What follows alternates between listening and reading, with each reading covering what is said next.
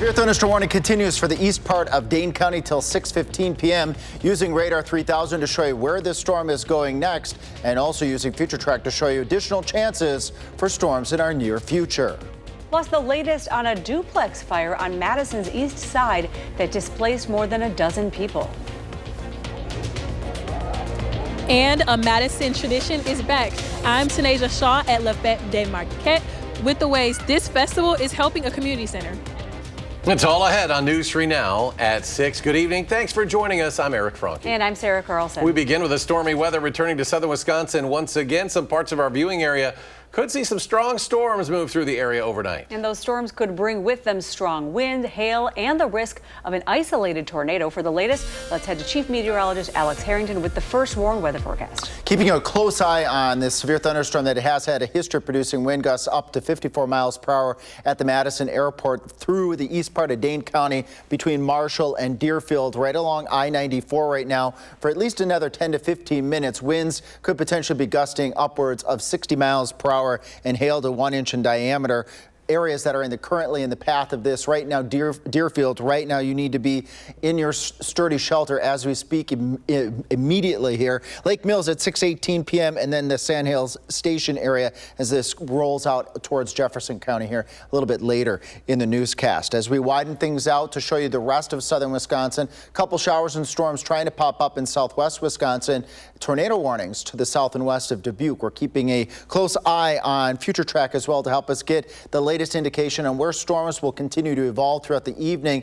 Latest indications are showing that we could have a couple more thunderstorms along the Wisconsin-Illinois border. We'll let it run as we let this do one more run here as we head towards 7, 8, 9 o'clock. This could actually be good news here, keeping the majority of the severe weather threat further to the south in Illinois with some of this latest information that we're getting here from Future Track. Again, if you are in the east part of Dane County right now, seek sturdy shelter. Deerfield area south of Marshall, stay away from windows, and remember, of course, lightning hazards. And as Sarah was mentioned, we can't rule out the potential for a brief spin-up tornado this evening with any of these thunderstorms. A live look of our Edgewater Skycam looking at the back edge of that thunderstorm from the south and from the west as part of our First Warn Weather Cam network. And coming up in Maine weather, we will do a fresh look at Radar 3000 on that storm in Dane County and use Future Track to show you additional rounds of storms that are expected Friday going on into Saturday. That's coming up with me in a few minutes. Thank you, Alex. And you can track the forecast for yourself on the First Warn Weather app.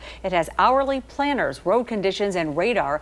You can download this for free in your phone's app store. Just search WISC Weather. A devastating fire has displaced 13 people from a duplex on Madison's far east side, leaving a pregnant mother of 3 with nothing but the clothes on her back. Kyle Pozorski spoke with that mother today about her family's escape and the road to recovery ahead. Don't have anything, no clothes, nothing. I ran out the house with my baby and the diaper on. Markeisha Thompson has lived at this far east side duplex for about 6 years. On Wednesday night, everything changed after a fire spread from her neighbor's unit into hers, leaving behind only the charred remains of their shared home. The mother of 3 with another on the way shares with me the traumatic experience. It's a nightmare. You're running out your house at 10 o'clock at night with don't know what's going on, with smoke just coming out, like don't know if you're gonna make it or not. Who ever knew we was going to experience a fire because what happened with the neighbors? She says she's thankful her young family made it out safely, but the reality of what lies ahead is overwhelming. We literally got to start all over now. The emotional toll is something she says she never could have imagined. I wouldn't wish this on my worst enemy because I never experienced this. It's terrible. And a GoFundMe has now been set up to help her rebuild. Also involved were 13 cats belonging to Markeisha's neighbors.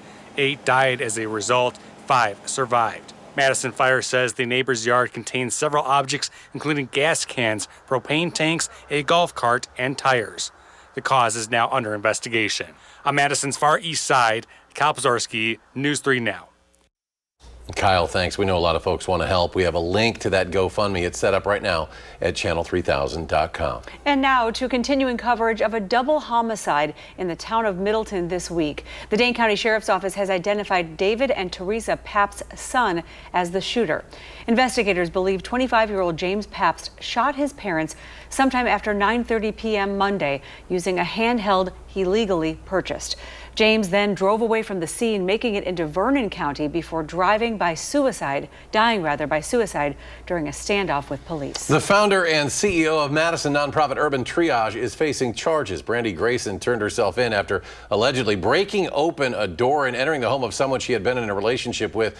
After turning herself in this morning, she got out of the Dane County Jail on bond. Police say officers responded to Oak Street yesterday, 12:45 in the morning, after a caller reported someone kicked in their door and came into their home. Home security video allegedly shows Grayson approaching the door, knocking it, then using her hip to break it open. Grayson facing tentative charges of criminal damage to property and disorderly conduct with a domestic enhancer. A man in jail after allegedly breaking into a home and stealing a unicycle. The burglary happened on West Johnson late last night. A woman came home to find her home had been robbed. A unicycle, bike lock, and liquor had all been stolen. Police then later found a 61-year-old man walking through the Buckeye lot near West Gilman with those stolen items. He also had a cut on his hand. Officers say the suspect spit on them when they approached him, and he was arrested. Well, the Madison Public Market is hitting another road bump on its way to its grand opening. In a message on Facebook, the Madison Public Market Foundation said it has seen delays in finalizing leases and also improving the building to meet public health standards. The market was supposed to open November 1st, but now it plans to begin tenant construction in the fall, with the grand opening targeted for early next year. Well, Fête des Marquettes is back. The festival celebrates French culture with live music and food on Madison's east side. And that's where Tanisha Shaw is live right now. And Tanisha, the festival is free as well. Yes, Eric. Hey, y'all. How are y'all doing? I am so happy. I'm elated. It's not raining anymore. We have sun. The music is starting back on the one of the smaller stages. We're still waiting for the main one. So we are so happy. And I really want to break down what La Fête des Marquettes is. I'm here with the VP of the Board of Directors for Wilmar, David Heck. How are you? I'm good. Thanks for coming. Okay, so first of all, what is La Fête des Marquettes and why should people be here to support it? It's a fantastic community building event. We've got live music, tons of great food here. It's our major fundraiser for the Wilmar Neighborhood Center.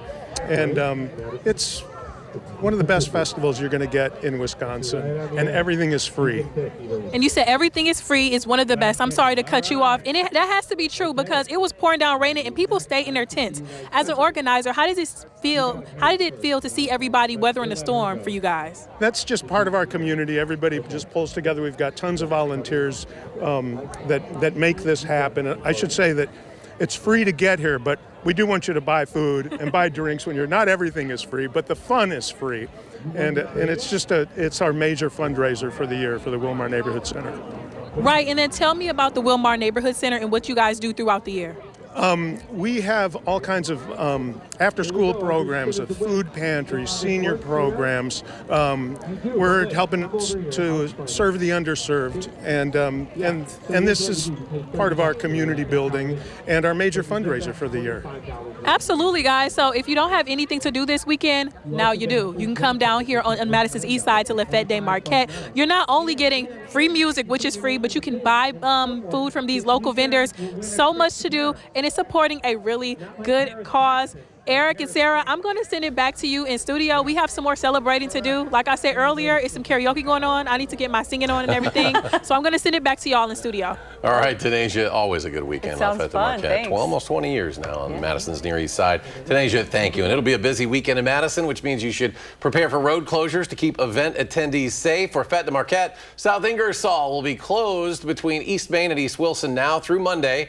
South Brearley will be closed from East Main to the Capital City Trail from noon tomorrow until 10 p.m. Sunday night. Also this weekend, Art Fair on the Square returns. The Capitol Square, along with the 100 blocks of the surrounding streets, will close starting at 3 o'clock tomorrow afternoon and will reopen 9:30 on Sunday night.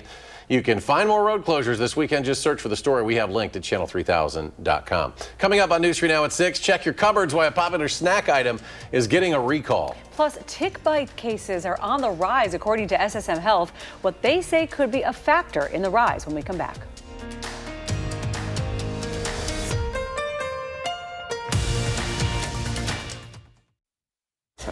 And we want to get right to Alex for some weather happening out there. Yes, we do have a new severe thunderstorm warning. This is for the east part of Dane County and the north and west part of Jefferson County till 6:45 p.m. Winds gusting upwards of 60 miles per hour, radar indicated, and potentially hail to 1 inch in diameter. Communities that are in the path of this storm right now, this will bring this into Cambridge as we speak right now, then Lake Ripley at 6:16 p.m. and then over towards Lake Mills at 6:31 p.m. Also getting information briefly here from the National Weather Service that potentially that there may be a wall cloud, that's a rotating wall cloud near Cambridge. And as I zoom in here real quick on the wind tracker near the Cambridge area, near the Lake Ripley area, I don't see a very tight couplet, meaning I don't see a lot of tight greens against reds that would be indicative of rotation. So at this point in time, again, repeating severe thunderstorm warning for the east part of Dane County and the north and west part of Jefferson County until 6:45 p.m. Coming up in Maine Weather, we'll have the latest on this thunderstorm and other storm chances in southern Wisconsin. All right, thank you, Alex. In the news now, SSM Health's urgent care clinics in Wisconsin are seeing more cases of tick bites. Last month, they saw more than 3 times as many tick bites as they did in June of 24. Now, last year, SSM's urgent care saw 8 total cases, and so far this year, 28. We spoke with Dr. Christopher Harkin about why he thinks this is happening. You know, with the discussion of climate change, there's no question that our winters are not as cold. We have warmer winters now, which means that the season for ticks is longer. So now we're seeing ticks a lot earlier, as early as, in the end of March. Dr. Harkin says there's also a 50% increase in ticks that have the bacteria that leads to Lyme disease. Ritz cracker sandwiches are being recalled. It's due to the potential presence of an undeclared allergen. Some boxes may be incorrectly labeled as cheese when they actually do have peanut butter. The recall covers the 8, 20, and 40-pack cartons of Ritz peanut butter cracker sandwiches. The 20-pack Ritz-filled cracker sandwich variety pack is also included in this recall. It does not cover cartons containing only the Ritz cheese cracker sandwiches. And still ahead for us, how a summer program is helping kids, seniors, and dogs all at once. Plus, a local business giving disabled workers more opportunities, 1 cup at a time. And we're tracking more storms. As you know, Alex is returning with his full forecast after a break.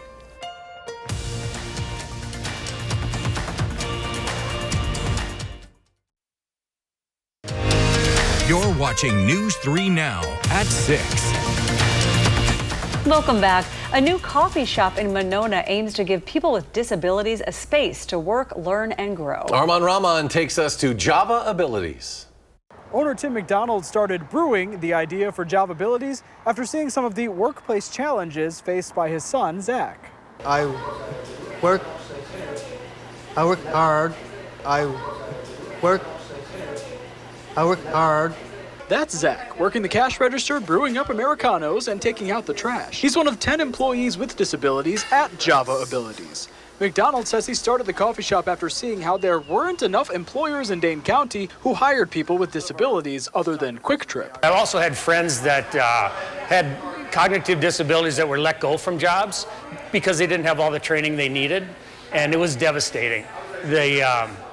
Most people can comprehend if they lose a job, they're going to find another one. Somebody with a cognitive disability, they're devastated from that. McDonald co-owns Java Abilities with the owner of Achieve Abilities across the street, which provides job coaches and training for his employees. Tonight at 10, hear from Zach and another employee about why working at Java Abilities has been so much more different for them. Reporting in Monona, Arman Rahman, News 3 Now. Arman, thank you. And Zach will cut the ribbon at a special event tomorrow before their official grand opening on Saturday. And a summer program is benefiting kids, seniors, and dogs. Wisconsin Possum Partners trains future service dogs with the help of elementary school students. Nothing but smiles about this one. This gives them the opportunity to bond with older adults and learn everything canine. Every day, the volunteers meet with an expert in the canine field, like a groomer, a canine officer, or a search and rescue person. Volunteers do everything from snuggles to bathroom breaks to getting the dogs ready to ace their seeing eye dog test. I'm trying to distract the dog, so it's like when they're like leading the people around, then and if there was like a squirrel walking by, then it wouldn't bark at it and jump up at it and knock the person down. How sweet are all those dogs, those labs? The program helps to bridge the generational gap and gives both the students and elderly a chance to bond. Well, alert day conditions tonight. Here's Alex now. The complete look at the forecast. There's a lot happening out there, Alex. Yes, it is for parts of southern Wisconsin. Still severe thunderstorm warning for the east part of Dane County, although this cell is really getting into Jefferson County right now along Highway 12 south and west of Lake Mills. Keeping also an eye on the southwest part of this cell. There's been some conversation amongst the National Weather Service of the potential for a wall cloud near the Cambridge area, and that's right at this point in time at 6:15. Lake Mills at 6:29 p.m. and then heading off towards the east of Lake Mills once we get past the newscast hour. We'll be keeping a close eye on that cell. Another cell popping up over parts of central Iowa County near the Cobb area along Highway 18, and this cell has popped up here and has gotten a bit on the strong side here over the course of the past couple of minutes here. We have severe thunderstorms just south and west of the Dubuque area and keeping a close eye across all of southern Wisconsin this evening as Future Track shows the continuation of thunderstorms, especially along the Wisconsin-Illinois border as we roll through the mid to late evening hours. We may have good news that by the time we get into the later evening hours and the early part of Friday morning that we quiet down some. I'm keeping a very close eye on that storm in central Iowa County. This is looking west, and our Upland Hills Skycam is part of the First Warn WeatherCam network here, and we'll keep a close tab on that storm as it continues to potentially strengthen and move through Iowa County. So we got tonight's round, we've got another round on Friday, and yet another round on Saturday, turning humid as part of the three things you need to get out of the rest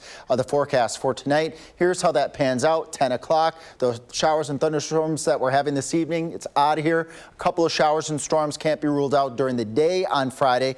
The clouds, the persistent shower and thunderstorm activity, if that happens, that could hold down on the severe threat, which would be a good thing as we press towards 5, 6 o'clock, keeping more of the thunderstorm activity along the Wisconsin-Illinois border, according to Future Track, which is good news because they could use some additional raindrops. But again, we just don't need the severe weather. You're probably also wondering a little bit about the humidity here as we move over the course of the next couple days, getting up into that very humid range Friday going into Saturday. There's that dip into the comfy range by the time we get towards Sunday, and all this rainfall certainly helpful, at least the chances thereof. Has had some improvement in Rock County with our drought monitor. Let's hopefully we can help out Darlington and Monroe improve their moderate drought conditions with consistent rainfall chances over the course of the next couple of days. But again, repeat alert day conditions this evening for strong winds, hail. We can't rule out the potential for an isolated tornado, and Future Track is currently showing that those storms will eventually start to weaken and push to the south and east as we head towards the 10 o'clock newscast. But you'll want to tune in again at 10. I'll have the very latest on Radar 3000. All right, a lot to follow. Thanks so much, Alex. Alex, thanks. Zach's here. Look at sports. Yeah, it was a lot of Badgers had pretty good seasons, but there were two that stood out. Coming up next in sports, the best of the best. Who added the title of UW's Athlete of the Year to their resumes? That's next on News 3 Now.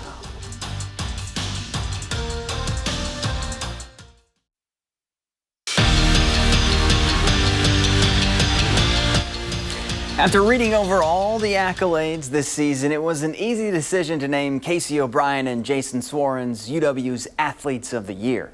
O'Brien capped off her final season on the ice with a national championship, the Patty Caz, and the title of Wisconsin's all-time points leader, while Swarens won everything he threw, winning both the Big Ten outdoor and indoor shot put titles, but saved his best for last, claiming a national championship in the shot on his final throw as a Badger.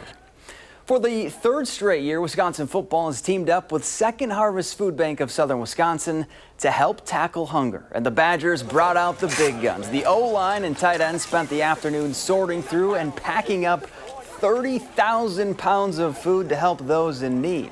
And the opportunity to work together and give back, well, that was an easy decision for this group. Being out here with our teammates is awesome. I mean, we're all friends. We do everything together, so just doing something good for the community and with each other, it's been awesome. It's a blessing. It's super important. I mean, the people of Madison and the whole state of Wisconsin give so much to us. The smallest thing we can do is give back to them. So it's been awesome. Well, exactly 7 weeks from today, Wisconsin will kick off their season, and with fall camp at UW-Platteville right around the corner, you could say that the Badgers are ready for the off-season to be done, and they can't wait to show off their new look but old-school style of offense. Yeah, we're super excited. It's been a long summer. It's been a long off season. We're ready to get things rolling and get back to playing. This season, we're really looking forward to it. We got all new scheme, all new this and that, and we had a really good spring ball, and now we're looking forward to showing the world what we can do.